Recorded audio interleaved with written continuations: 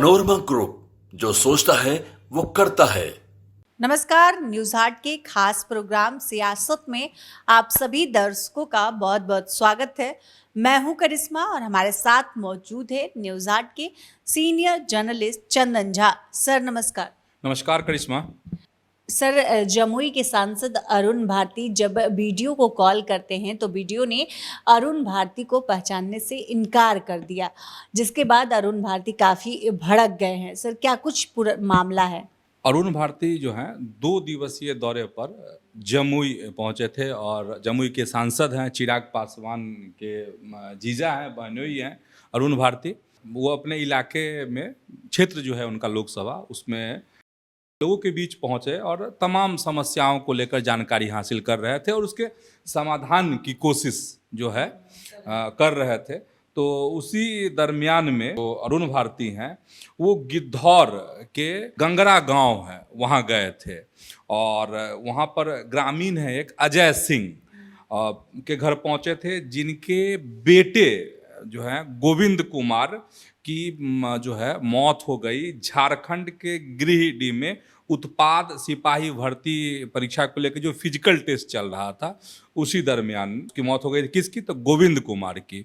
तो परिवार को सांत्वना देने के लिए, ढांढस बंधाने के लिए सांसद हैं चूँकि अरुण भारती वहाँ से, तो वहाँ पहुँचे थे। तो और उसी दरमियान उन्होंने फ़ोन लगाया स्थानीय जो वीडियो हैं उनको, और जब फ़ोन लगाया और इन्होंने जब बताया कि ये मामला है, तो बस ये कहा भी सांसद ने कि मैं अरुण भारती बोल रहा हूँ।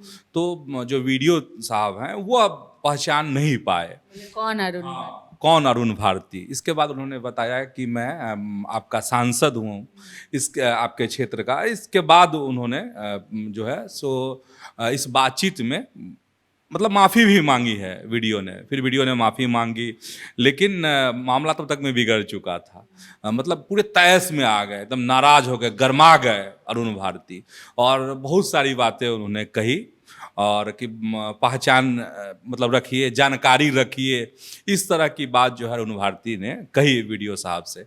और वीडियो साहब मतलब यही था मुख्य रूप से इनके तैश में आने का। एक तो वह पहचाने नहीं वीडियो साहब अपने सांसद को, और दूसरी बात ये थी जो गोविंद कुमार की मौत हो गई उस फिजिकल टेस्ट के दौरान, झारखंड में जो भर्ती परीक्षा अभी हम बताए हैं आप सबको, तो उसी में सांसद का यह कहना था कि अगर इस तरह की घटना हुई है और आपके क्षेत्र की घटना है तो आपको संबंधित परिजन से मिलना चाहिए था, जो भी सरकारी सहायता है वो मिलनी चाहिए।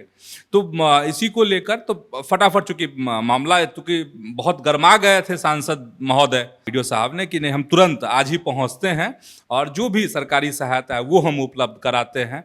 मतलब संभालने की कोशिश वीडियो साहब ने की, लेकिन ये जो तैश में आए चिराग पासवान के जीजा वो, और वीडियो साहब से जो उनकी बातचीत हुई इस मसले पर, इसको लेकर वीडियो वायरल हो रहे हैं। हालांकि हम उस वीडियो की पुष्टि नहीं करते हैं, न्यूज हाट उसकी पुष्टि नहीं करता है, लेकिन यह खबर सुर्खियों में है। और सबसे खास यही कहे कि इनके बारे में, अरुण भारती के बारे में कहा जाता है कि सौम्य है, लेकिन जिस तरीके से वीडियो साहब पर गर्म हो गए तो एक बार फिर से इनकी चर्चा जो है लोकसभा क्षेत्र में, मतलब जमुई में तो है ही, पूरे राज्य में इसकी चर्चा होने लगी है। और इसको देखा जा रहा है इस तरीके से कि चिराग पासवान भी केंद्रीय मंत्री बने हैं, इसके बाद तमाम तरह के फैसलों पर वो सवाल उठा रहे हैं अपनी ही सरकार पर। तो कहा जा रहा है कि एक ये बोल रहा है, जैसे लोग देखें, कुछ लोग कह रहे हैं कि ये घमंड है, कोई कुछ कह रहा है कि जरूरत से ज़्यादा चीज़ें मिल गई, मतलब चूंकि सभी सीटों पे वो जीत चुके हैं। तो इसी से लोग जोड़ कर देख रहे हैं कि कहीं अरुण भारती के भी सिर पे तो इस तरह की बातें नहीं चढ़ गई हैं। खैर जो भी हो, अब वीडियो साहब ने तो माफ़ी मांग ही ली है सांसद से।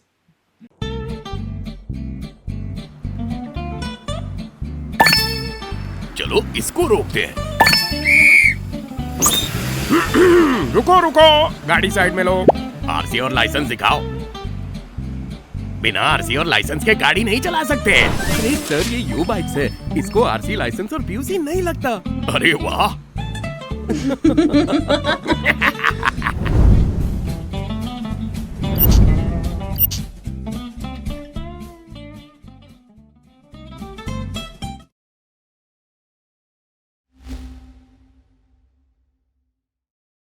सर, सांसद सुरेंद्र यादव ने प्रशांत किशोर पर हमला बोला है और प्रशांत किशोर को बीजेपी का दलाल उन्होंने कह दिया है और कई तरह की बातें उन्होंने कही है। सर, क्या कुछ है पूरा खबर? हाँ, ये भी सांसद हैं, नहीं, जहानाबाद के सांसद हैं सुरेंद्र यादव। सुरेंद्र यादव ने प्रशांत किशोर को तो दलाल कहा ही है, भाजपा का दलाल तो कहा ही है। इसके बाद भी बहुत तरह की बातें कही हैं। अब सुरेंद्र यादव कहते हैं कि जो प्रशांत किशोर हैं, पीके हैं, वह जो है थका हुआ, हारा हुआ इंसान है, ये कहते हैं। अच्छा, सबसे मज़ेदार बात सुरेंद्र यादव जो कह रहे हैं, जो सांसद हैं जहानाबाद के, वह कह रहे हैं कि प्रशांत किशोर कौन है उसको हम अच्छे से जानते भी नहीं हैं, वो कहाँ के रहने वाले हैं, वो अपने गांव भी नहीं जाते हैं कभी। हाँ, ये भी सवाल कर रहे हैं। सब जाति को लेकर भी, वो किस जाति से हैं यह भी नहीं पता है। और सुरेंद्र यादव को जाति के बारे में नहीं मालूम है प्रशांत किशोर का, लेकिन उनकी पार्टी की तरफ से तो हुआ था जब मसला तनंत सिंह ने कहा, सवाल उठाया था कि ये प्रशांत किशोर नहीं, ये प्रशांत किशोर पांडे हैं। तो लगता है सुरेंद्र यादव अपने प्रदेश अध्यक्ष की बातों को नहीं सुनते हैं। हाँ, नहीं सुनते हैं, ध्यान नहीं देते हैं। खैर, जो भी हो, लेकिन प्रशांत किशोर पे भी बिफड़े हुए हैं सुरेंद्र यादव, और उनका कहना है कि ये बीजेपी के दलाल हैं और यह जो है लालू और तेजस्वी को, मतलब राजद को नुकसान पहुंचाना चाहते हैं। प्रशांत किशोर की यही रणनीति है। सुरेंद्र यादव यह भी करते हैं, दावा करते हैं और मतलब एक तरह से चैलेंज कर रहे हैं प्रशांत किशोर को कि आप जीत कर दिखाइए, बिहार में सरकार बना कर दिखाइए, तब आपको हम जानेंगे और पहचानेंगे और समझेंगे कि आप जो है पीके हैं, प्रशांत किशोर हैं। पनोरमा ग्रुप, जो सोचता है वो करता है। सर, 65% आरक्षण का जो मामला है उस पर सुप्रीम कोर्ट ने विपक्ष और राज्य सरकार को एक ही पाले में डाल दिया है। इस पर क्या कहेंगे सर आप? हाँ, देखो, पहले मामला समझाना पड़ेगा अपने दर्शकों को, सबको याद ही होगा अपने दर्शकों को। मामला ये है कि जाति आधारित जो बिहार में सर्वे हुआ और उसकी रिपोर्ट जारी हुई, और रिपोर्ट जारी होने के बाद नीतीश सरकार ने एक बड़ा फैसला लिया, आरक्षण का दायरा बढ़ा दिया। नहीं, और अब वो जो दायरा बढ़ा वो 65% हो गया, 50 से 65% हो गया था। और तो 65 ये हो गया, 10 पहले से EWS का आरक्षण है, यानी 75%। तो इसको लेकर जो है पटना हाई कोर्ट में याचिका दायर हुई और पटना हाई कोर्ट ने इस पे रोक लगा दी फिलहाल। तो उसी के खिलाफ में पटना हाई कोर्ट का जो फैसला हुआ, लोग सुप्रीम कोर्ट में गए। तो इधर से लालू प्रसाद हैं, तेजस्वी यादव की जो पार्टी है राजद, वह भी गई, राष्ट्रीय जनता दल, साथ ही इधर से बिहार सरकार भी गई। दोनों के द्वारा अपील की गई है कि इसको खत्म कर दिया जाए, जो रोक लगी हुई है वो हटा ली जाए। ठीक है, तो दोनों ने जो याचिका दायर की, दोनों ने जो अपील की है, उन दोनों केस को टैग कर दिया गया है, एक साथ जो है मिला दिया गया है। और खबर यह है कि अब इसकी जो सुनवाई होगी वो दुर्गा पूजा के बाद होगी। मेन समझने का यहाँ पे मसला ये है करिश्मा इस खबर में कि राजद की अपील और इधर से बिहार सरकार की अपील, चूंकि मामला एक ही है तो इसीलिए दोनों मामला को एक साथ कर दिया गया है।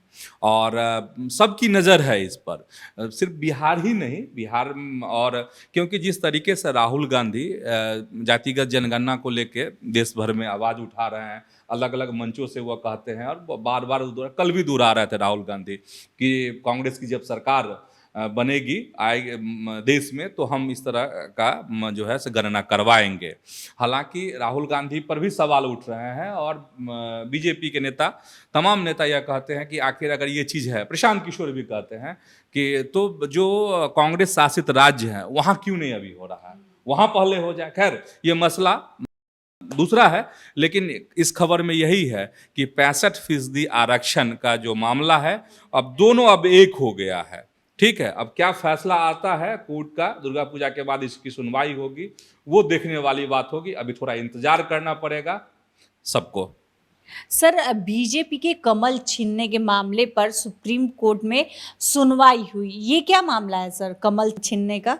हाँ, ये इस पे चूंकि अभी कोर्ट की खबर हम लोग बता रहे हैं और सियासत से जुड़ी हुई खबर है, तो एक खबर और हम लोग अपने दर्शकों को बता देते हैं। कमल चुनाव चिन्ह है भारतीय जनता पार्टी का। इसको लेकर एक मामला जो है सुप्रीम कोर्ट में आया था। जो याचिकाकर्ता हैं उनकी मांग है कि कमल चूंकि राष्ट्रीय फूल है, इसलिए कोर्ट जो है सुप्रीम कोर्ट वो चुनाव आयोग को निर्देश दे कि कोई दूसरा चिन्ह उनको आवंटित किया जाए और कमल पर के इस्तेमाल पर रोक लगे, क्योंकि वो राष्ट्रीय फूल है। याचिकाकर्ता का अपना तर्क है, लेकिन जो सुप्रीम कोर्ट है वो बिफर गया है। जो जज हैं वो बिफर गए हैं और जज ने फटकार लगाई है याचिकाकर्ता को, और याचिकाकर्ता को कहें कि हिदायत कोर्ट की तरफ से दी गई है, और कोर्ट ने कहा है कि आप जो इस तरह की याचिका दायर आपने की है वो प्रसिद्धि पाने के लिए की है। तो ये मामला है, और ये मामला सबसे इंटरेस्टिंग ये है कि 2022 से यह मामला चला आ रहा है, और सबसे पहले इसको मद्रास हाई कोर्ट में यह मामला गया था, फिर वहाँ ये याचिका को खारिज कर दिया गया था, फिर जो याचिकाकर्ता हैं वो सुप्रीम कोर्ट पहुँचे हैं। तो खैर सबसे बड़ी बात यह है कि बीजेपी का कमल निशान नहीं छीनने वाला है, लेकिन याचिकाकर्ता का अपना मानना है, तर्क है कि राष्ट्रीय फूल का जो है बीजेपी जो है इस्तेमाल करती है, बेजा इस्तेमाल करती है, जो नहीं होना चाहिए। तो आज के इस वीडियो में इतना ही। आगे की खबरों के लिए आप हमारे चैनल न्यूज़ हाट को सब्सक्राइब कर लें। अगर फेसबुक पर देख रहे हैं तो हमारे पेज को लाइक करना न भूलें। हमारी वेबसाइट है newsart.com, उसे भी जरूर विजिट करें। धन्यवाद।